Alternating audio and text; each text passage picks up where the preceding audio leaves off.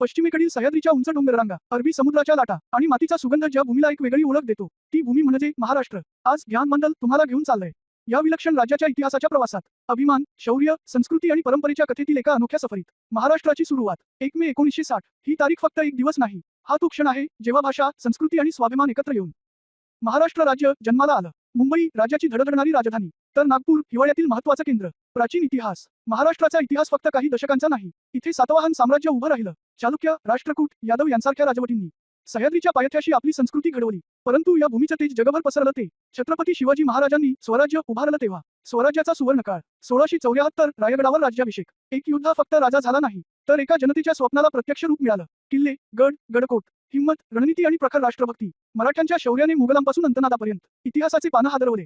महाराष्ट्राची निसर्ग संपदा. सह्याद्रीच्या दर्या खोऱ्यांत वसलेलं जैवविविधतेचं राज्य. भीमाशंकरचे घनदाट जंगल, ताडोबातील वाघांचे अभयारण्य, महाबळेश्वर पंचगणीची थंड हवा, तर कोकणातल्या नारळी पोफळीच्या बागा.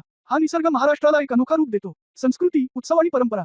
गणपती बाप्पाच्या आरत्या, गुढीपाडव्याची गुढी, नवरात्रीचा उत्साह आणि दिवाळीच्या दिव्यांनी उजळलेलं प्रत्येक घर. महाराष्ट्राची संस्कृती ही केवळ सणांची नाही, तर लोकनृत्य, अभंग, भारूड, वासुदेव यांच्या कलेचा वारसाही आहे.